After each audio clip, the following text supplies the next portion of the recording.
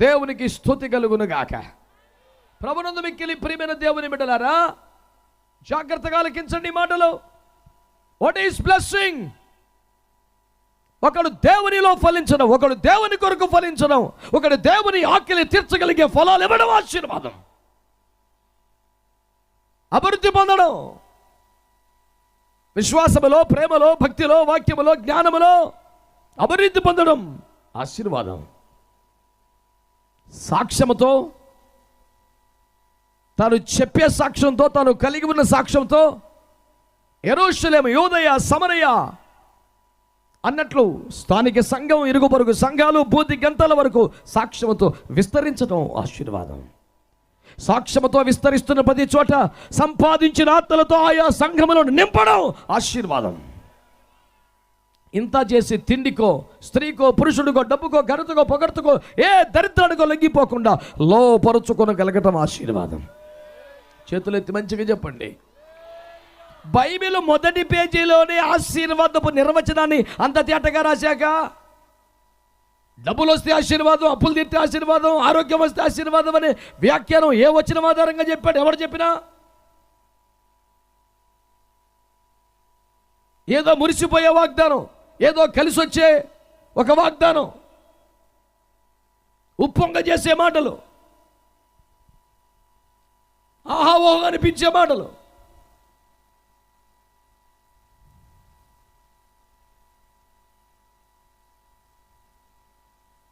Bible యొక్క మొదటి పేజీలోని ఆశీర్వాదం ఉన్నది. ఆజ్ఞల కంటే, హెచ్చరికల కంటే ముందే ఆశీర్వాదం ఉన్నది. కానీ ఆ ఆశీర్వాదం అంటే ఏంటో కూడా తేటగా ఉంది. పదార్థ సంబంధమైన, వస్తు సంబంధమైన, ఆర్థిక సంబంధమైన వృద్ధి ఆశీర్వాదము కాదని ఆ మాటకు వస్తే అది ఆశీర్వాదం అయితే, యాకోబు కంటే ఏశావు కూడా ఆశీర్వించబడ్డవాడని చెప్పాలి. ఆర్థిక అభివృద్ధి ఆశీర్వాదం అంటే ఇశ్రాయేలుల కంటే ఐగుప్తులు ఆశీర్వించబడ్డవారని చెప్పాలి. ఆర్థిక అభివృద్ధి ఆశీర్వాదం అంటే యేసుకే సర్వలోకాన్ని ఆఫర్ చేసిన లూసిఫర్ గాడు బాగా ఆశీర్వించబడ్డవాడని చెప్పాలి. ఏమన్నా తెలివి ఉందా వ్యాఖ్యానానికి? దుందుడిగా, పిల్లకైతనంగా ఏదో ఒక వాగ్దానం పట్టుకొని బతకడం కాదు. అవును, మనకైనా మన పితరులకైనా వాగ్దానాలే ఆధారం. సకల వాగ్దానములకెల్లా ప్రియమైన మిగిలి ఉన్న అతిపెద్ద వాగ్దానం, నేను వస్తాను, మిమ్మల్ని తీసుకెళ్తానని చెప్పేది. వాగ్దానం యేసుక్రీస్తు నేను మరలా మిమ్మల్ని తీసుకెళ్ళటానికి వస్తాను అనేది వాగ్దానం కాదా? చెప్పండి అయ్యగారులు మీరు, అది వాగ్దానం కాదా? మరి వాగ్దాన కూడిక అనే దాంట్లో రాకడ మీద ప్రసంగం ఉంటుందా? ఉండదో. దానికి మించిన వాగ్దానం ఏంటి? దానికన్నా ప్రాముఖ్య వాగ్దానం ఏంటి? దానికంటే ఇంపార్టెంట్గా గుర్తు చేయాల్సిన వాగ్దానం ఏంటి? అది మాత్రం లేదు. నా వలన వినున్న తండ్రి వాగ్దానం కోసం కనిపెట్టిన అన్నాడు. ఏంటది? మరి వాగ్దాన కొడుకులో పరిశుద్ధాత్మ ఏది? వాగ్దాన కొడుకులో రాకడేది? వాగ్దాన కొడుకులో పొందబోవు బహుమానం ఏది? అసలు ఏదయ్యా వాగ్దానం? ప్రార్థన చేసిన ప్రతి వారికి స్వస్థత వస్తుంది అనే వాగ్దానం ఉందా బైబిల్లో? లేదు. ఆయన చిత్తం. ఒకడికి రావచ్చు, ఒకటి రాకపోవచ్చు. పౌలంతటి మహానుభావుడికి పర్లేదు రావయ్యా, ఉన్నాయి అన్నాడు దేవుడు. ఎప్పుడు ప్రార్థన దాని రోగిష్టాలు, పాపిష్టాలు బోల్డ్ మంది స్వస్థపడిపోయారు. ఆయన చిత్తం అది. మూడవ ఆకాశానికి, పరదేశికి ఎక్కి దేవుడిని ముఖాముఖిగా చూసి, మనుషుడెవడో వచ్చింపకుండా మాటలు నేరుగా యేసు మాట్లాడుతున్న విని, ఇన్ని భాగ్యాలు ఇచ్చావే, ఆరోగ్యం కూడా ఇచ్చామంటే పర్లేదులే, రోగం ఉండనే.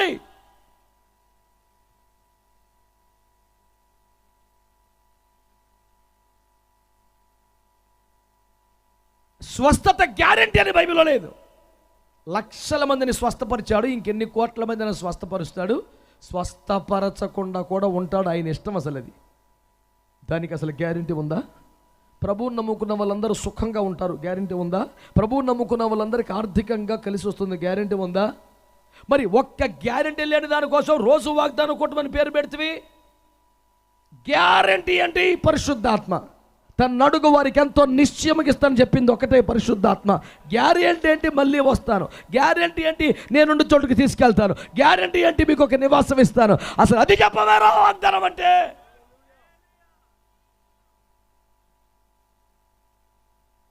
అసలు ఏది వాగ్దానం, ఏది ఆశీర్వాదం? వినగానే మనసుకు కాస్త ఉత్సాహం కలిగించి ఊరట కలిగిస్తే దాని పేరు వాగ్దానమా? దాని పేరు ఆశీర్వాదమా? పౌలు గారు అన్నాడు, వినువారిని ఉప్పొంగి చేసే మాటలైతే నేను చెప్పను అన్నాడు. వినగానే వా హల్లెలూయా ఆమేన్ ప్రైజ్ ది లార్డ్ అట్టాంటి నేను చెప్పను పౌలు గారు. పౌలు గారు చెప్పరు కాబట్టి ఇప్పుడు వాళ్ళు చెప్తున్నారు. జ్ఞాపకాన పడిందిగా.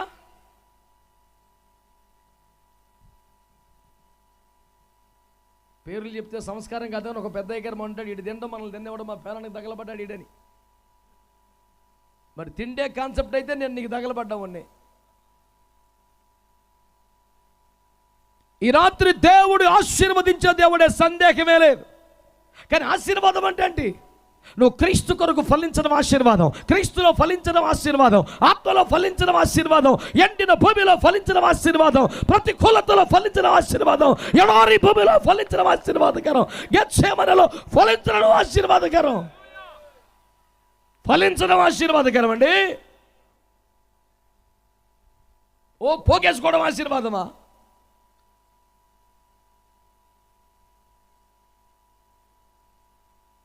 విపరీతంగా పోగేసినాడు, పాతాళంలో ఏడుతున్నాడు నీళ్ళు లేక.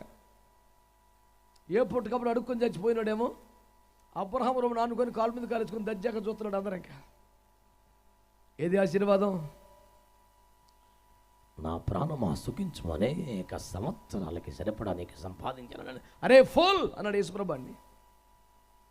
తెలుగులో వెర్రివాడా, ఇంగ్లీష్లో ఫూల్, రే సన్నాసి అని అర్థం. ఉత్తమ రీతు, జ్ఞానము, అవార్డు, మన్ను మశానం వాడికి 100 శాలువాలు చెప్పారు. యేసుప్రభు అన్నాడు, రే ఫూల్, తెలివి ఉందారా నీకు? ఈ రాత్రి నీ ప్రాణం అడుగుచున్నారు. ఓహో, ఇదో కాన్సెప్ట్ ఉంది కాదు. వరద తెట్ట, భూకంపం తెట్ట, కరువు తెట్ట, ప్రభుత్వాలు గిట్టుబాటు ధర తెట్ట, అన్నీ ఆలోచించాడు, కట్టాడు. సావు తెట్ట ఒక్క పాయింట్ లేదు అడిగి. ప్రసంగి 7లో మరణం అందరికీ వచ్చును కనుక బ్రతికి ఉండే మనుషుడు మరణాన్ని మనసులో పెట్టాలన్నాడు. మరణాన్ని మనసులో పెట్టలేదు కనుకనే రే ఫూల్ అన్నాడు దేవుడు అన్ని.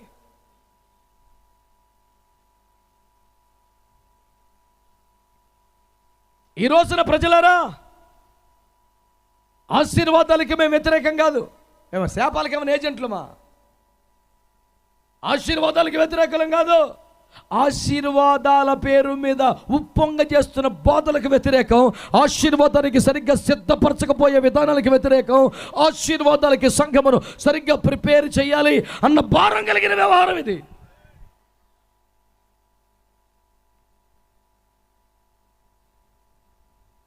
అందుచేతనే ఆశీర్వాదం అంటే ఏంటో ఒక మాట అర్థం కావాలని, నీవు ఫలించడమే ఆశీర్వాదం అని.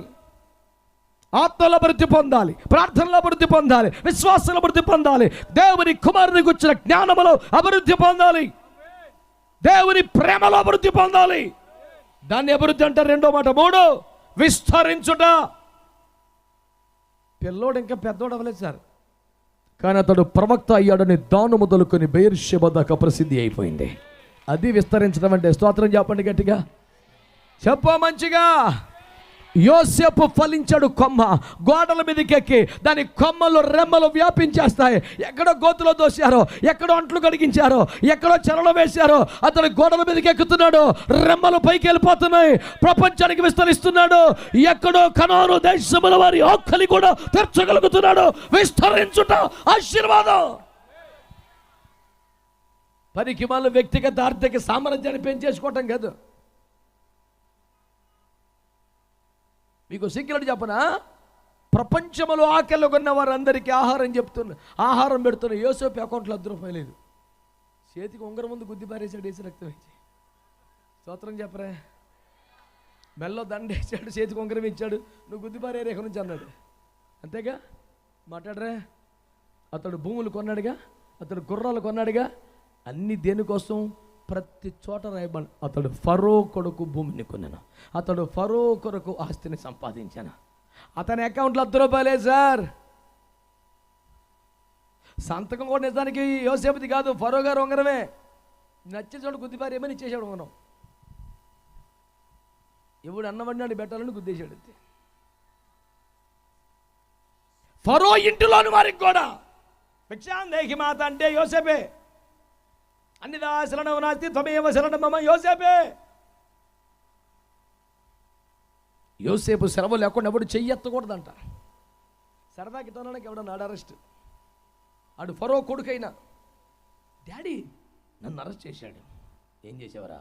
చెయ్యి పైకి ఎత్తాను. మరి ఆయన సెలవు లేకుండా చెయ్యొద్దని చెప్పాను, ఎంతో కొంత ఫైన్ కట్టేసిరా.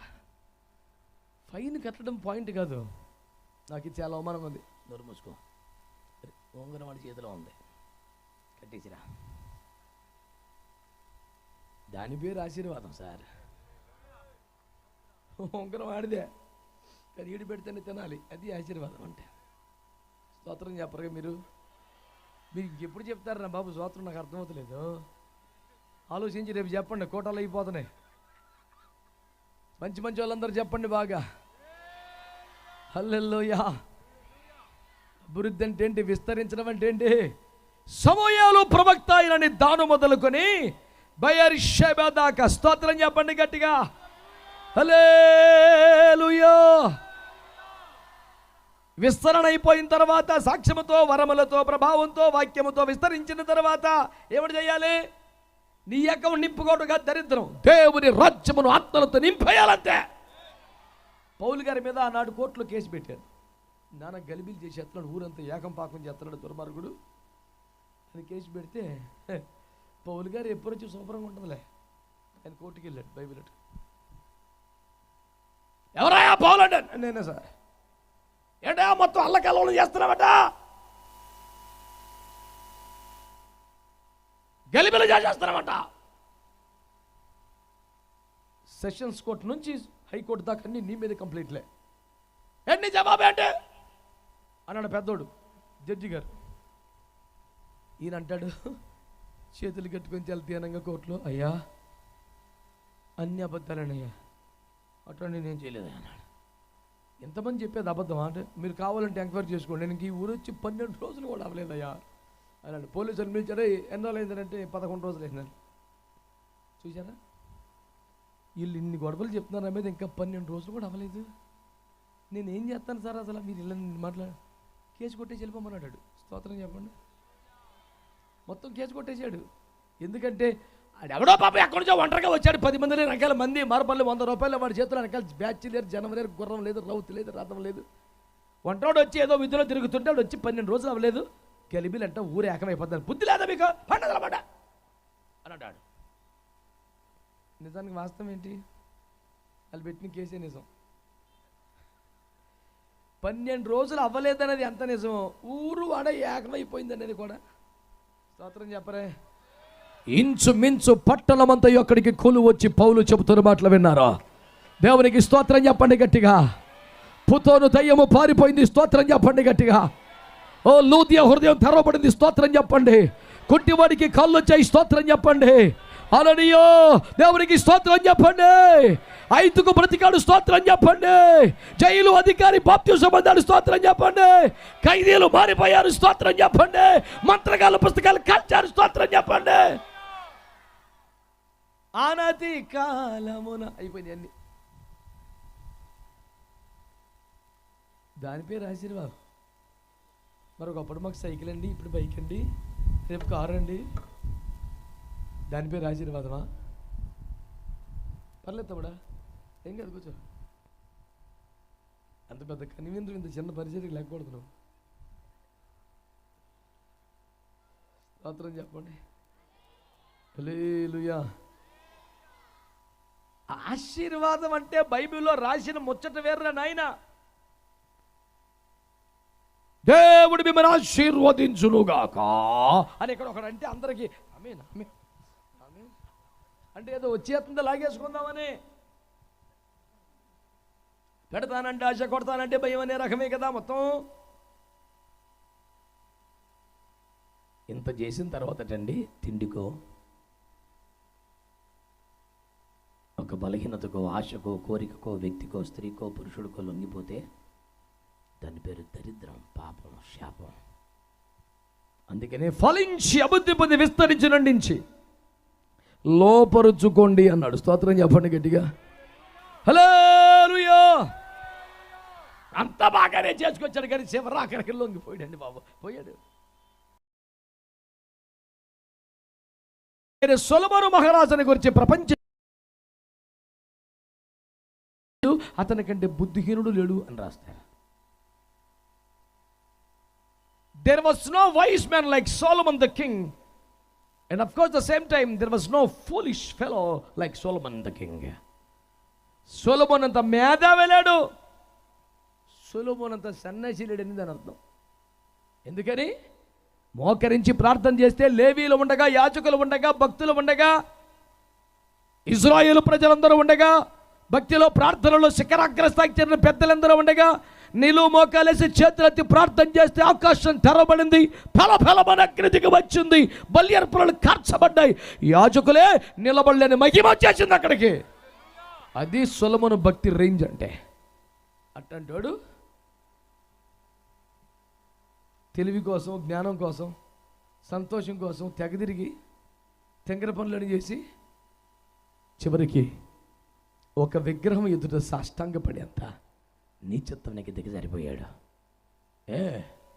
ఎందుకని?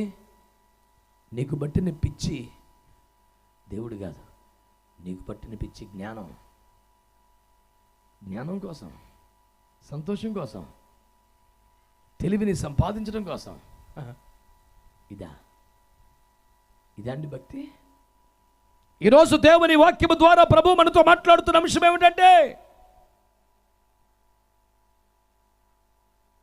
దేనికైనా ఒకదానికి లొంగిపోతే ఇంకేముంది ఆశీర్వాదం. అందుకనే గలతీయులకు పౌలు గారు రాస్తూ, ఆత్మ సంబంధమైన వారికి ఆరంభించి శరీరానుసారంగా ముగిస్తారా? ఇంత చేసి ఏదో ఒకదానికి లొంగిపోతే ఆశీర్వాదం ఏమన్నది? బైబిల్ యొక్క మొదటి పేజీలోనే ఆశీర్వాదం ఉన్నది నిజమే. ఆజ్ఞాపించిన దానికంటే, బాధ్యతలు ఇచ్చిన దానికంటే, హెచ్చరికల కంటే ముందు ఆశీర్వదించాడు నిజమే. కానీ ఆ ఆశీర్వాదం అర్థమే వేరు.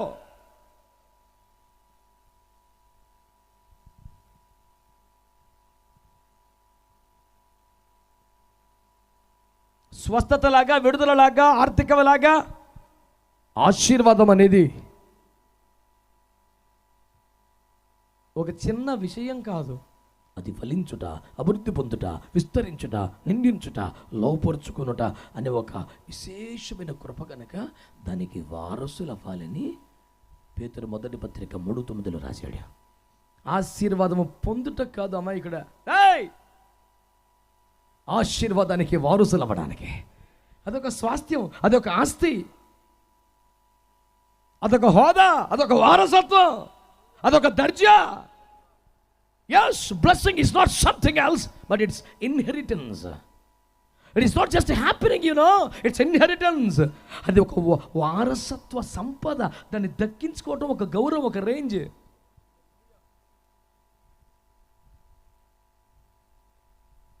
భౌతిక సంబంధమైన, పదార్థ సంబంధమైన, క్షణికమైన, తుచ్చమైన, శరీరేచ్ఛ, మానుషేచ్ఛ, భోగ్యేచ్ఛల సంబంధమైన శరీరములో ఉండి అంతలో నాశనం అయిపోయే, నిత్యత్వానికి పనికిరాని పరలోకానికి తీసుకెళ్ళని, మహిమలోని స్థానమును పెంచని, వ్యర్థమైన, క్షణికమైన, భౌతికమైన ఏదైనా ఒక అభివృద్ధి పేరు ఆశీర్వాదం కాదు.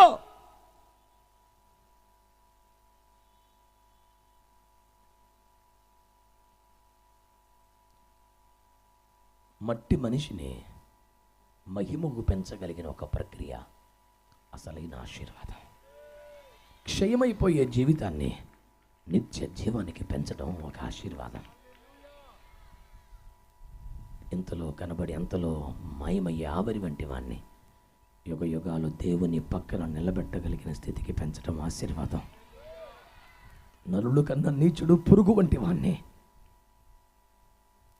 24 పెద్దలతో సమానంగా కనపరచడం ఒక ఆశీర్వాదం. ఆశీర్వాదం అంటే ఏమిటి? అందుకని ఆశీర్వాదాలు పొందుటకు కాదు, ఆశీర్వాదములకు వారసులకు మీరు పిలువబడ్డారు. One of the greatest reasons of our call is to inherit all the blessings. అంచేతనే ఆశీర్వాదములకు వారసులకు పిలువబడ్డ దేవుని ప్రజలారా, అదొక వారసత్వ సంపద. దానికి హక్కుదారులం అవ్వాలి, దానికి వారసులం అవ్వాలి.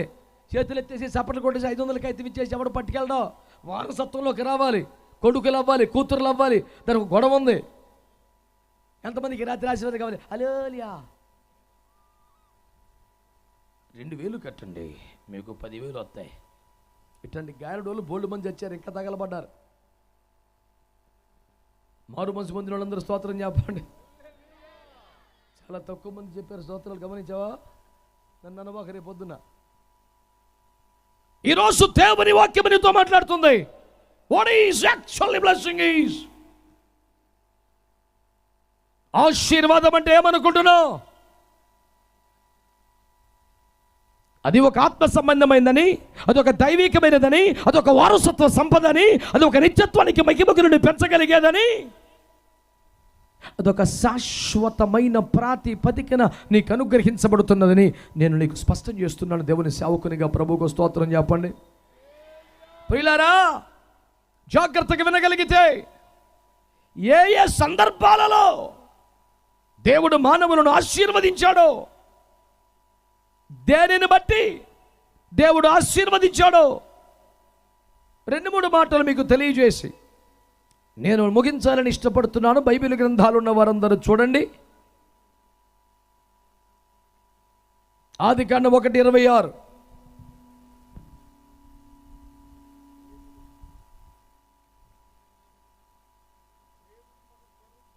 మన పోలిక చొప్పున నరులను చేయుదము, వారు సముద్రపు చేపలను, ఆకాశ పక్షులను, పశువులను, సమస్త భూమి మీద ప్రాకపతి జంతువులను ఏమిదురు దాకని పలికెను. భక్తులందరూ తలలు పైకెత్తి నా వైపు చూస్తూ ఒక స్తోత్రం చెప్పండి. దేవుని కృపను బట్టి ఆదికాండం 1వ పేజీ ఇంకా దొరకని వాళ్ళు కూడా స్తోత్రం చెప్పండి. మీ వెతుకులాట మండిపోను. ఇంతసేపు చూస్తారేమిటి మరి బైబిల్? అది 1వ పేజీలో ఉన్న వచ్చినమే చదివిటం అయిపోయింది, ఇంకా ఎత్తుకెత్తున్నాను.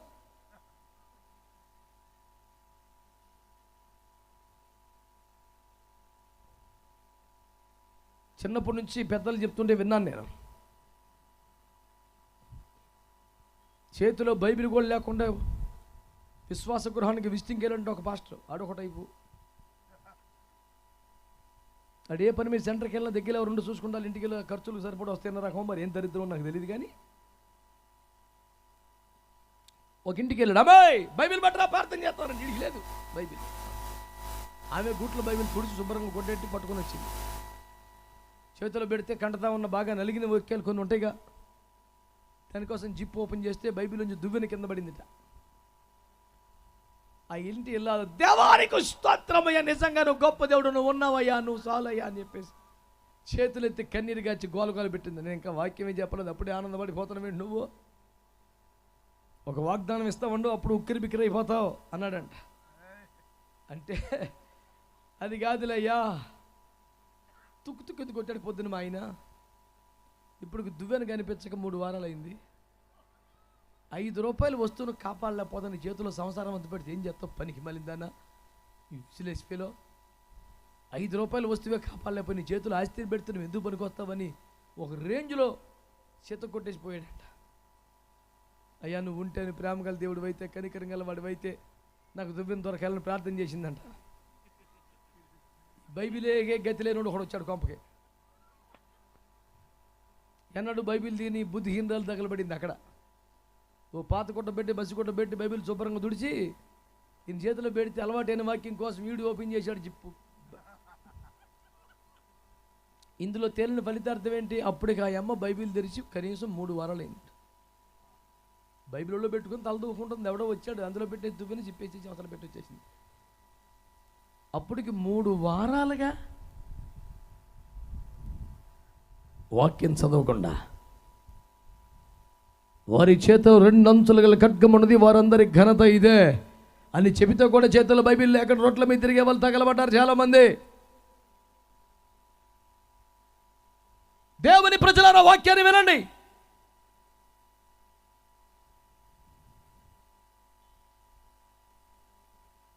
ఆయన వారిని ఆశీర్వదించెను అనే వచనం చదివారు కదా. ఎందుకని? మన అంశం ఏమిటి? ఏ సందర్భంలో ఆశీర్వదించాడు, ఏం చూసి ఆనందించాడు, ఏం చేశానని ఆశీర్వదించాడు. What made him to bless people అని అడిగితే 26వ వచనంలో ఆయన వారిని తన స్వరూపమందు తన పోలిక చొప్పున ఆయన వారిని చేశాడు. అందరు గట్టిగా స్తోత్రం అనండి. కొంచెం మంచిగా. నేల మట్టితో నరుని చేశాడట. ఎవడో నేల మట్టితో మానవుని తయారు చేయాలని సంకల్పించిన భూమి మీదకి వచ్చిన దేవుడు మట్టితో ఒక బొమ్మను చేశాడు. ఆ బొమ్మ ఎలా ఉండాలంటే అచ్చం తనలాగే ఉండాలనుకున్నాడు. స్తోత్రం చెప్పండి. చెప్పాలి గట్టిగా. ఆడి చేతిలో బిస్కెట్ ఉందా, చాక్లెట్ ఉందా, బంగారం ఉందా, వెండి ఉందా, డబ్బులు ఉన్నాయా, ఈ దరిద్రం కాదు. అసలు ఆడే ఆయనలాగా ఉన్నాడు. దీనికి పెద్ద ఆశీర్వాదం ఏంటి? మీకు స్తోత్రం చెప్పాలి అనిపించలేదు చూడు. అసలు అది మన రేంజ్ అంటే అసలు సనాతన క్రైస్తవం, సుధీర్ క్రైస్తవం, తాత ముత్తాతల క్రైస్తవం. అసలు 1972లో నుంచి ఇప్పుడు దాకా తెరవని బైబిల్ మా ఇంట్లో ఉంది. దరిద్రమని మారు మనసు పొందిన క్రైస్తవులు స్తోత్రం చెప్పండి. ఓపిక చేసుకున్నారు కొంతమంది, పర్లేదు చెప్పండి గట్టిగానే. మానవుడు నరుడైనాడు కానీ అతని చేతిలో క్యాష్ లేదు, అతని చేతిలో ఒక రింగ్ అన్నా లేదు, అతని చేతిలో కొంచెం గోల్డ్ కూడా లేదు. మరి పిచ్చి మొహమాడ ఆడచ్చం దేవుడిలాగా ఉన్నాడు. వీడికి అది ఆశీర్వాదం అనిపించట్లా. అసలు అది లేదు. మట్టి బొమ్మను చేశాడు. దేవుడు తాను ఎలాగున్నాడో అట్లాగే మానవుణ్ణి చేశాడు. తాను ఎలాగున్నాడో అలాగే మనిషిని చేశాడు. షేపులన్నీ ఆయనే అన్నాడు. లోపలికి వెళ్ళింది కూడా అయిందే. స్తోత్రం చెప్పండి. అందుకనే మానవుడు లోపట బాక్యములో దేవుని వంటి వాడైపోయాడు. స్తోత్రం చెప్పండి. అంతరంగంలోను బాక్యములోను లోపట బయట మనుషుడు దేవుని వంటి వాడైపోయాడు. దేవునికి మహిమ కలుగును గాక. ఇప్పుడు వాడు లేచి నిలబడ్డాడు. పేరు ఆదామని పెట్టాడు. నా ముఖం చూడండి భక్తులు. ఓయ్ ఏమంటాడు దేవుడు? ఈయన ఎక్కడో చూసినట్టుందిరా.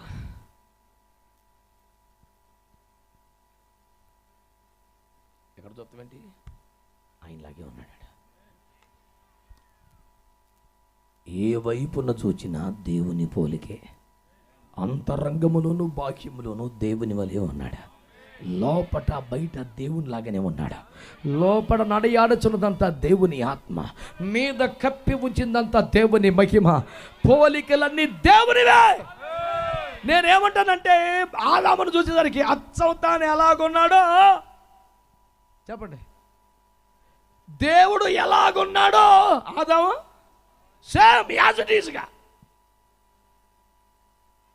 నేను అంటున్నాను తన పోలిక, తన స్వరూపం, తన రూపం, ముమ్మూర్తుల అచ్చుగుద్దినట్టు తన ప్రతిరూపం చూసి ఆయన ఆశీర్వదించేశాడు.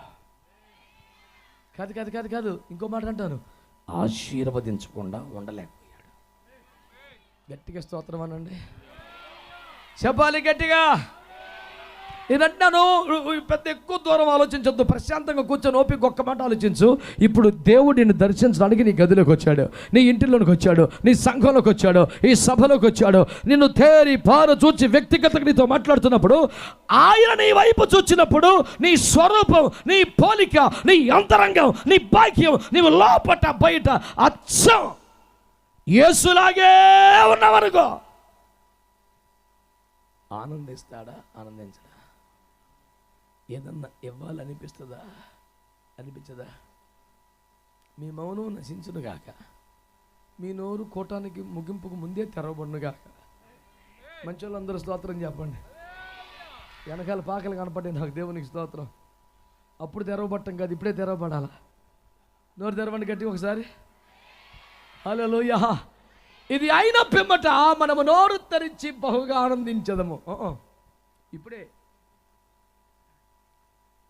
అయ్యగారు ఎంతో కష్టపడి సిద్ధం చేశాడు, తినపోతే అట్లా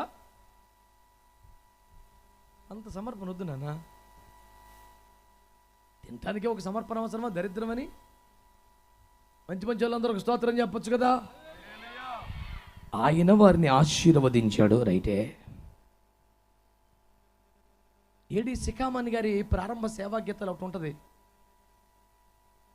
ఏమి చూసి నన్ను నీవు వెతికి రక్షించావు. నా దగ్గర ఏముంది, ఏం చూసావు నాలో? ఎంత అద్భుతమైన ప్రశ్న కదా. ఆయన ఆదామును ఆశీర్వదించను. ఏం చూసి? తన పోలికలు చూసి. నేను మీకు అదే మాటిస్తున్న ఒక సేవకుడిగా, దేవుడు నీ వైపు చూచినప్పుడు ఆయన పోలిక, ఆయన స్వభావం, ఆయన స్వరూపం నీలో కనబడితే నిన్ను ఆశీర్వదిస్తాడు. కాదా? ఆశీర్వదించకుండా ఉండలేడు. దేవునికి స్తోత్రం చెప్పండి గట్టిగా.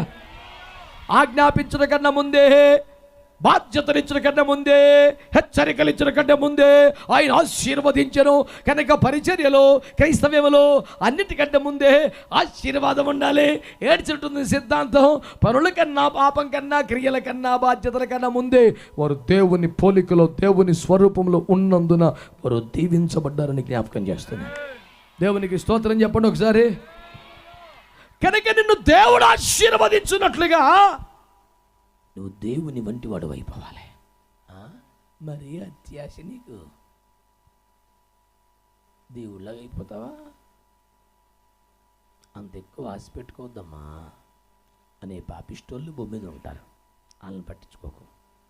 దేవుని వాక్యంలో ఉంది, నేను పరిశుద్ధుడిని కనుక మీరు కూడా కొంచెం గట్టిగా, మీ పరలోకపు తండ్రి పరిపూర్ణుడు గనక మీరును నేను క్రీస్తుని పోలి నడుచుకున్నట్లు మీరు నన్ను పోలి,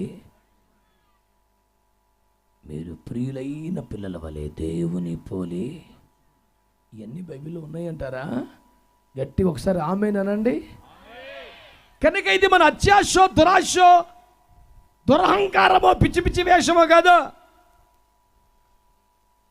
మనమంతరంగములోను, బాక్యములోను, మనము లోపట బయట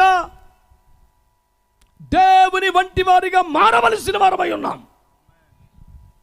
ఇందులో ఎలాంటి రాజీ లేదు, మార్పు లేదు.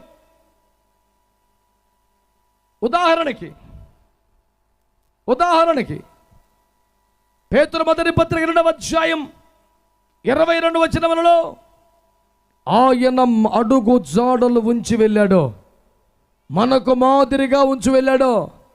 అదే అడుగు జాడల్లో మనం నడవలసిన వారమై ఉన్నాం. స్తోత్రం చెప్పండి గట్టిగా.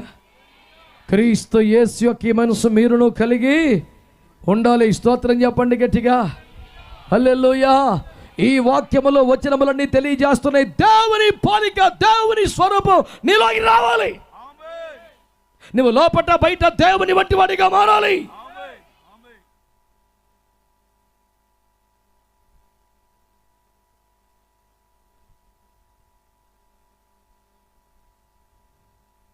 కనుక ఆశీర్వాదాలు ఎందుకు వస్తున్నాయి?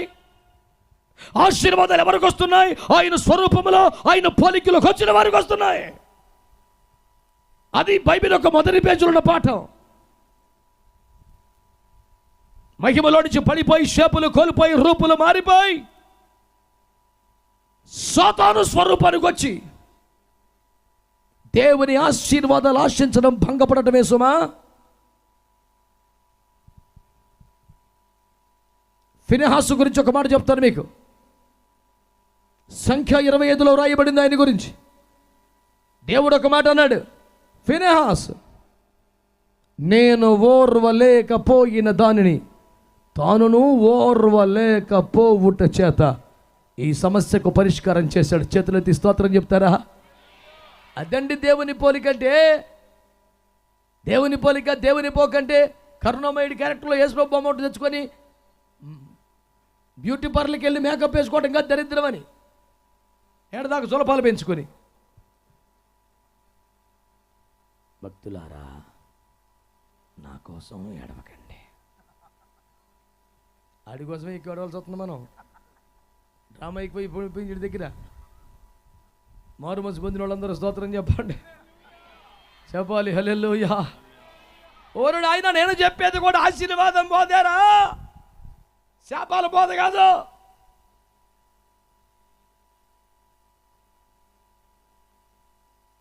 కాకపోతే నువ్వు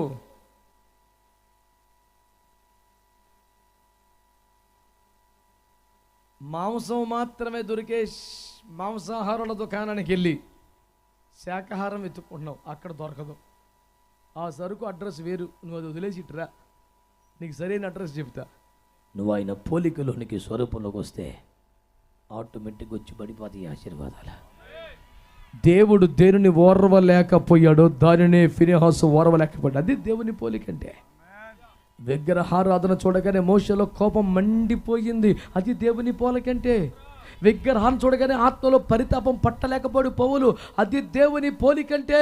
వెలుపటి వారిని కాదు లోపటి వారికి తీర్పు తెచ్చి కొరడా జులిపించాడు, అది దేవుని పోలికంటే. నేను ఎప్పుడు సరదాగా చెబుతూ ఉంటాను,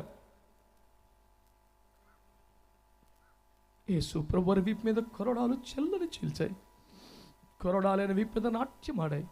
కొరడాలతో కొట్టబడిన యేసును నువ్వు ఎరుగుదువా? నేను అంటాను ఎరుగుదును, కానీ దానికంటే ఒక 5 రోజుల ముందు కొరడా పట్టుకొని చెత్త కొట్టేసి యేసు ప్రభు కూడా తెలుసు నాకు. నీకు ఆయన తెల్లలేదు, అదే సమస్య. మట్లాదివారం అంటారుగా, ఊపుతారు కాయలు పట్టుకొని జనం. ఆ రోజు చర్చిలోకి వెళ్ళి ఏం చేశాడు యేసు ప్రభు? భక్తులారా, నా శాంతినే మీకు ఇచ్చుచున్నాను, పిల్లలారా ఈ రొట్టెలు తినుడి అనలా. కొరడా పట్టుకొని తుక్కు తుక్కు కొట్టాడు ఒక్కొక్క నీచు రక్తం ఇచ్చి. ఆ యేసు ప్రభు తెల్లలేదు మనకి. కొరడా దెబ్బలు తిన్న యేసు కాదురా, కొరడా చేసి మరీ కొట్టిన యేసు కూడా తెలుసు నాకు. 2-3 అన్నారు ఆమెనని. ఆ యేసు ప్రభు నచ్చడం మనకి. 3 మేకులకు బిగించబడి కొరడాతో చిత్రం వైపు తల వాల్చి యేసు అప్పగించను. ఆ యేసు ప్రభే కావాలి మనకి, సైలెంట్ కూరుకుంటాడని. కొరడా చేతిలో పట్టుకున్నాడు. స్తోత్రం చెప్పరే, చెప్పరే. నువ్వు రావాలేసయ్యా, రావాలేసయ్యా అంటే వచ్చాడు.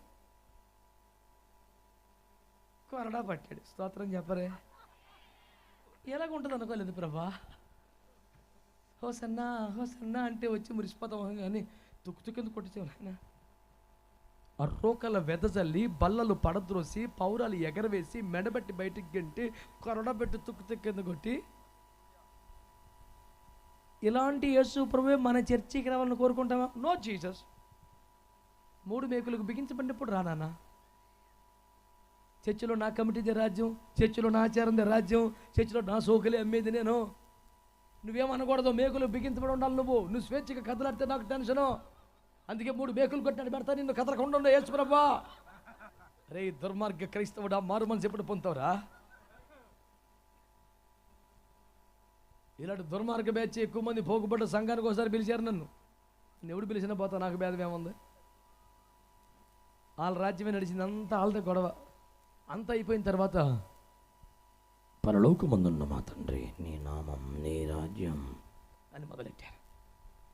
నీ రాజ్యం వచ్చునుగాక అన్న పద్దన ఉన్న సంఘ పెద్ద మొత్తం అప్పుడు దాకా కమిటీ నడిపిలోడం తీడే ఈడి కనుసరణలో మొత్తం నాశనం అయిపోయింది.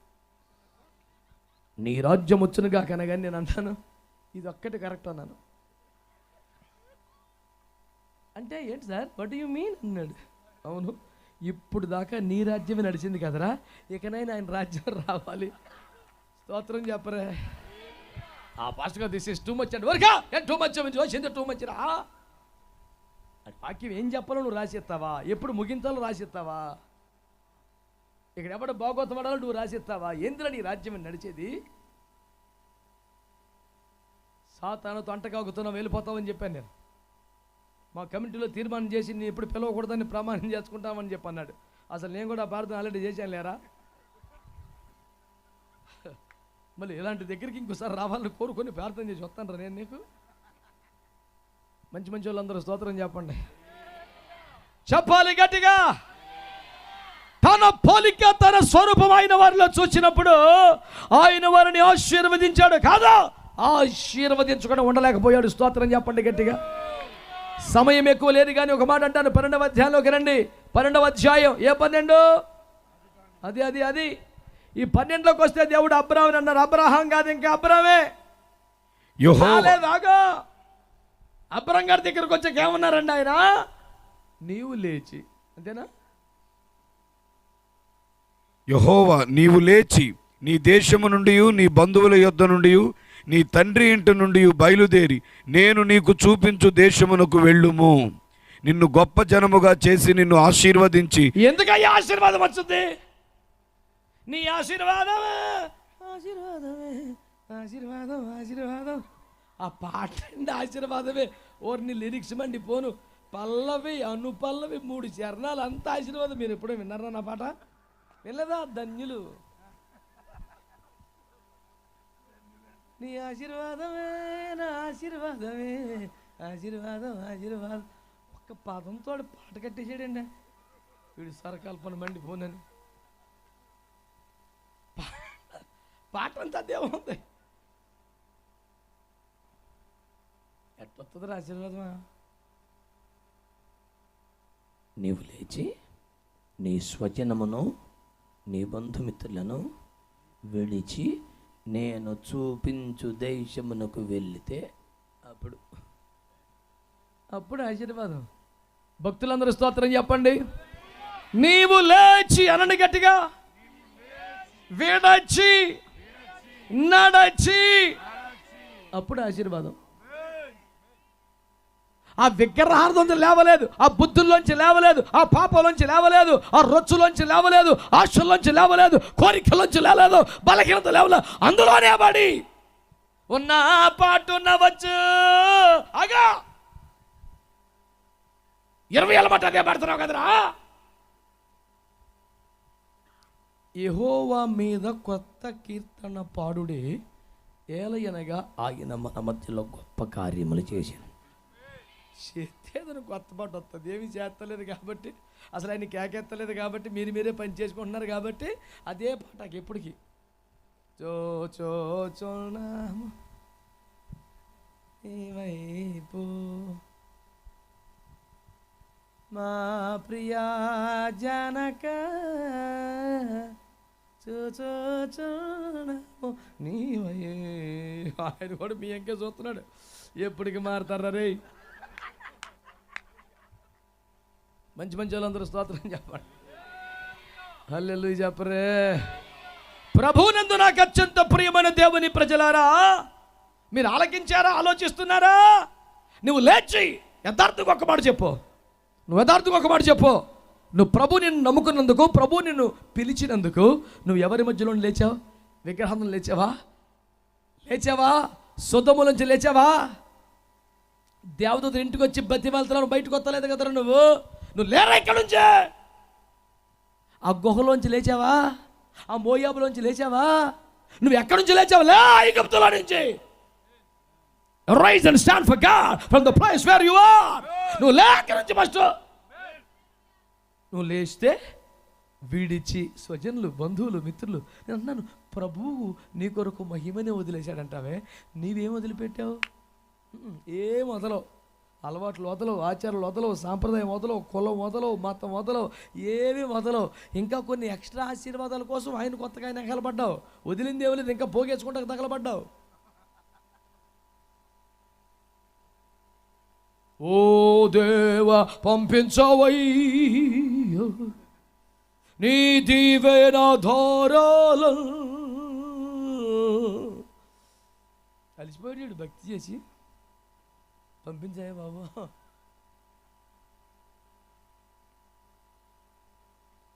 ఆజ్ఞ దీపముగాను ఉపదేశం వెలుగుగాను. అయ్యనొద్దులండి. ఉపదేశం మంచు వలె వర్షం వల్ల అక్కర్లేదులండి.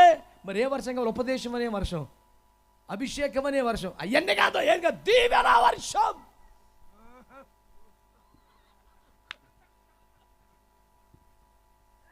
ఈ దెబ్బలు పడతాయా పడవా? మాట్లాడరే.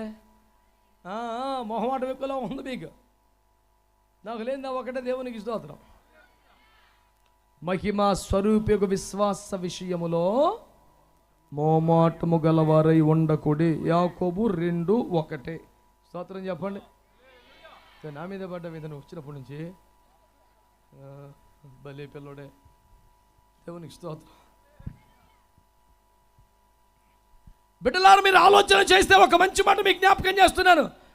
నువ్వు అందులో నుంచి లేస్తే, నువ్వు వారిని విడిస్తే, ఎక్కడికి వెళ్ళాలో తెలియదు, ఎప్పటికి వెళ్తామో తెలియదు, ఏం మధ్యలో తింటామో తెలియదు. అయినా ఆయన చూపించిన ధరలు నడుచుకుంటూ వెళితే ఆయన ఆస్వాదించడండి. మరి మాట్లాడరే. ఎంతైనా సరే చాలా వన్ సైడెడ్గా, చాలా పార్షియల్గా మరి అబ్రహాం గారిని ఎక్కువగా ఆశ్చర్యించినట్టుగా చూస్తున్నామండి. మరి మీ దేవుడు మరి అందరినీ సమానంగా ప్రేమించినట్టుగా మాకైతే కనపడలేదండి. ఆయన పక్షపాతంగా ఇశ్రాయేల్ని ఎక్కువగా దీవించేశాడండి. నీ సన్నాయి నొక్కలు మండిపోయిన సబ్జెక్ట్ అది కాదురా. అడొక్కడు దేవుడు కనపడి మాట్లాడితే దేవుడి స్వరూపం కనపడలా, దేవుడు మేలులు చేయలా, దేవుడు డబ్బులు ఇవ్వలా, దేవుడు ఏమి ఇవ్వలా.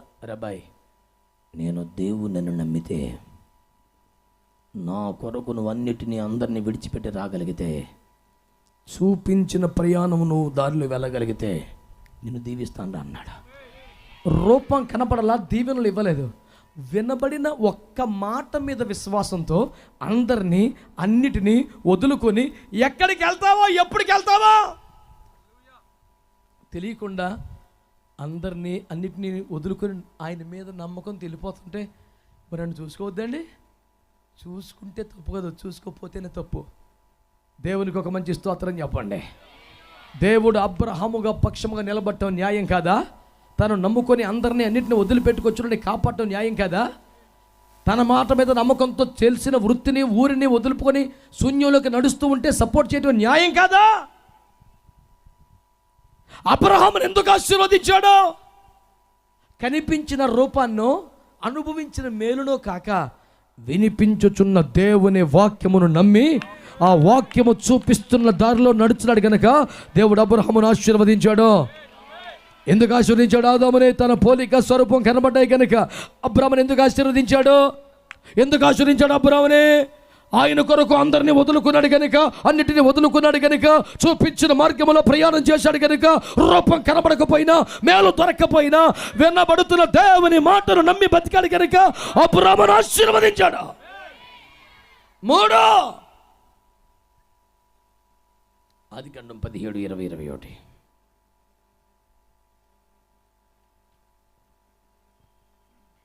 ఇస్మాయేలును గూర్చి నీవు చేసిన మనవి నేను వింటిని. ఇదిగో నేను అతనిని ఆశీర్వదించి అతనికి సంతానాభివృద్ధి కలుగజేసి అత్యధికముగా అతనిని విస్తరింపజేసేదను. స్తోత్రం చెప్పండి ఒకసారి. ఇష్మాయేలు విషయములో నీవు చేసిన మనవిని వింటిని, నిశ్చయముగా నేను అతనిని ఆశీర్వదించదను. గట్టిగా ఆమేనండి చెప్పాలి, గట్టిగా. బైబిల్ గ్రంథములో ఇష్మాయేలు అనే ఒక వ్యక్తి ఉన్నాడు. పంపించాయి, వదిలాయి అని దేవుడు చెప్తే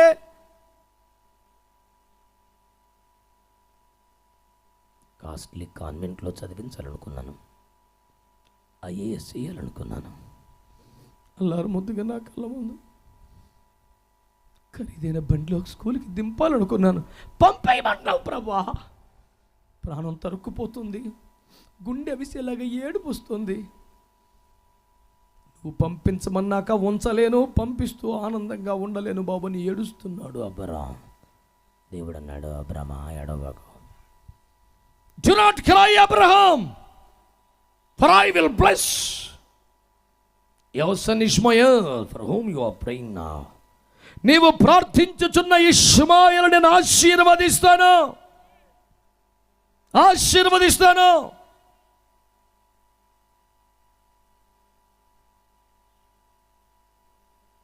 అతడి కడుపున 12 మంది పుడతారు, 12 మంది రాజులైపోతారు. ప్రపంచంలో సంపద అడి దగ్గర ఉంటుంది, అడిగి మించిన లేడని చెప్పాడు. స్తోత్రం చెప్పండి. ఎడారిలో అలా వదిలేస్తే వాడు బ్రతికి బట్ట కడతాడా? వాడికి ఎవరైనా పిల్లలు ఇస్తారా? పిల్లలు ఇచ్చిన వాడికి పిల్లలు కలుగుతారా? అసలు వాళ్ళు ప్రయోజకులు అవుతారా? ఇన్ని ప్రశ్నలు ఉంటే ఆడికి ఏ క్లాస్ అయిన సంబంధం వస్తుంది? ఆడికి 12 మంది కొడుకులు పడతారు, 12 మంది రాజులు అయిపోతారు. ఇంతకన్నా ఆశీర్వాదం ఏంటి సార్? ఇంతటి ఆశీర్వాదం ఇష్మాయేలుకు ఎలాగా వచ్చినా? ఎట్లా వచ్చిందిరా?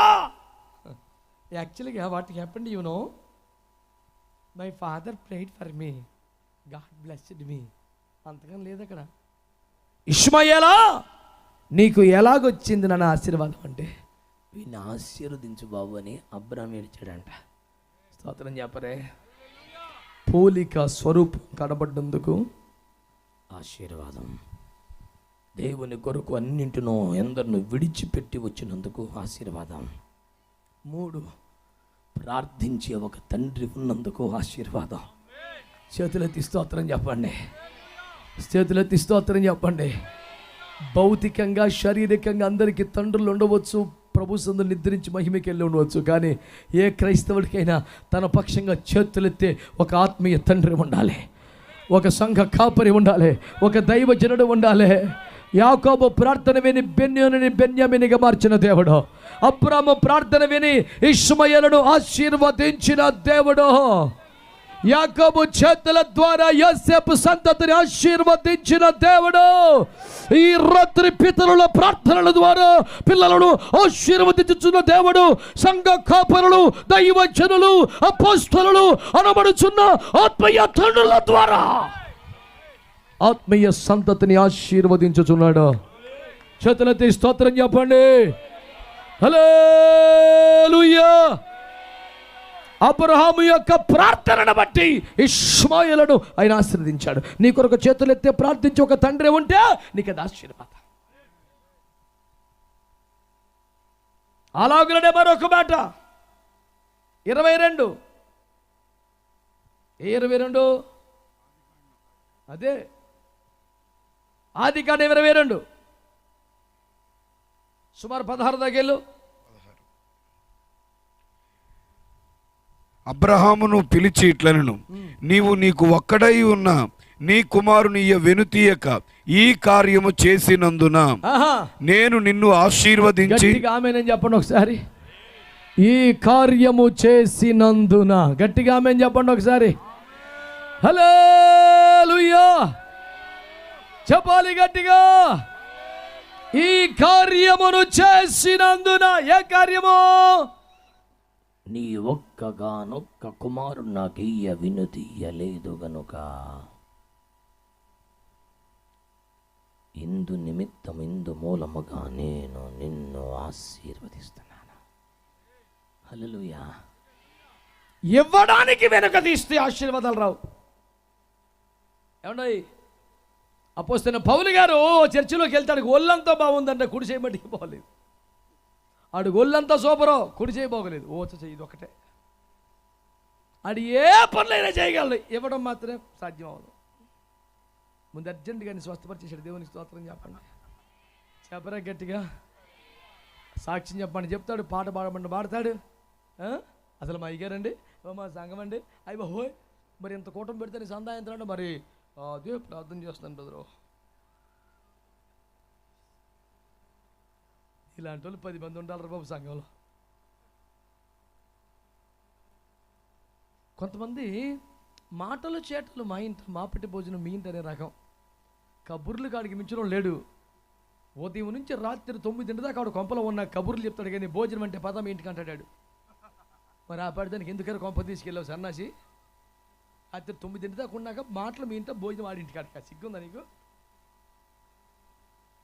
మరి మా అయ్యగారు మా ప్రాంతానికి వచ్చాకనండి, అయ్యగారు మా ఇంట్లో అడుగు పెట్టాకనండి, అయ్యగారు మరి సంఘం పెట్టాకండి, మరి అయ్యగారు 100 సార్లు అంటాడు.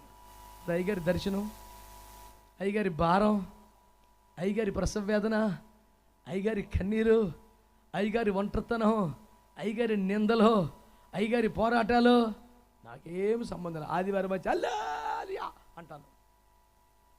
అది కిస్మిస్ పండుగ నేను ఇష్టపడ్డా, కానీ అదే 10 రూపాయలకి అవుతాం. కొంచెం నలిగిపోయినట్టు కాబట్టి ఇస్త్రీ చేసి తీసుకొస్తాను తప్ప. దేవుని స్తోత్రం. అమ్మా బంగారం తల్లి 10 రూపాయలు భక్తురాలు. పాయింట్ అనండి రా కరెక్ట్గా. నీ ఒక్కగానొక్క కుమారుడు నాకు ఇయ్య వినుతీయలేదు గనక. డబ్బులైనా ఇచ్చేసేవాళ్ళు, కానీ తమ బిడ్డలు సేవకి ఇచ్చేవాళ్ళు లేరండి. సేవకే వద్దు, కనీసం పరిచర్యకి పంపంటే మా పిల్లలు చదువుకోవాలండి, మా పిల్లలకి అలవాటు లేదండి, సభలు 2 రోజులైనా కొంచెం ఉంచండి, మరి పరీక్షల దగ్గరలో ఉన్నాయండి.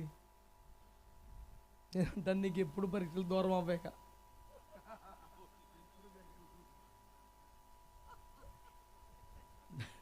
పరీక్షల దగ్గరలో ఉన్నాను, ఒక గంట సేపు చిన్న పరిచర్య సాయం చేసి వెళ్ళొచ్చు కదరా. యావదాస్తి కరిగిపోతుందా? నీ బిడ్డలను సేవకుని ఇవ్వగలిగితే దేవునికి స్తోత్రం చెప్పండి.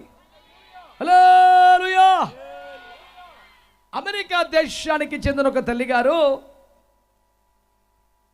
ఆఫ్రికా ఖండములో భయంకరమైనటువంటి మానవ మృగాల మధ్య, క్షుద్ర శక్తుల మధ్య సేవ చేయడానికి మిషనరీకి తన కొడుకులు పంపింది.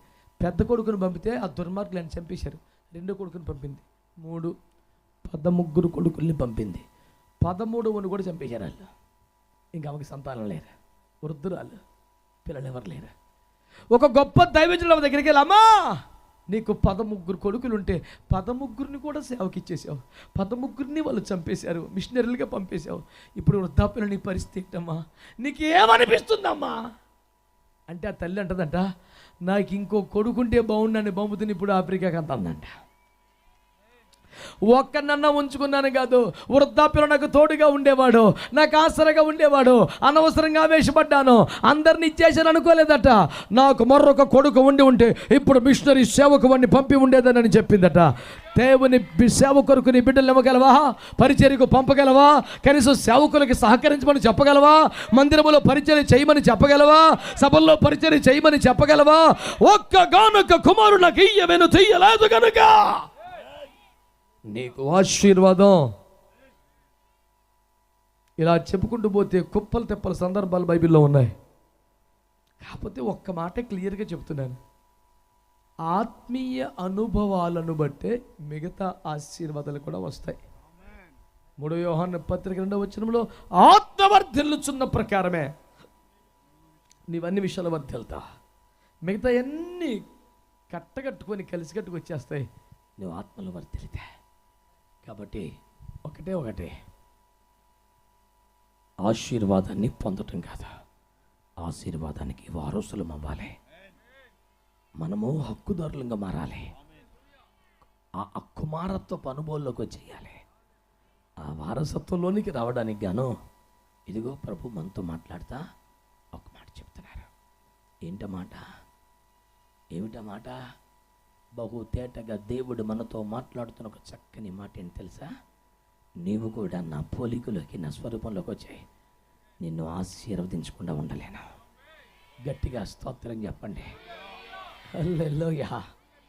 నా కొరకు ఏదైనా వదిలిపెట్టడానికి వెనుకాడకు, నేను ఆశీర్వదిస్తాను. ప్రార్థించు ఆత్మీయ తండ్రులను కలిగి ఉండు, నిన్ను ఆశీర్వదిస్తాను. వెనుక తీయక బిడ్డల్ని సేవకి ఇవ్వడానికి పంపు, నిన్ను ఆశీర్వదిస్తాను. ఆశీర్వదించడానికి నా దేవుడు సిద్ధంగా ఉన్నాడు. ఆశీర్వాదానికి వారసులుగా మార్చాలని ఇష్టపడుతున్నాడు. ఎంతమంది కోరుకుంటారు? తలలు వంచి కళ్ళు మూసుకుంటారు.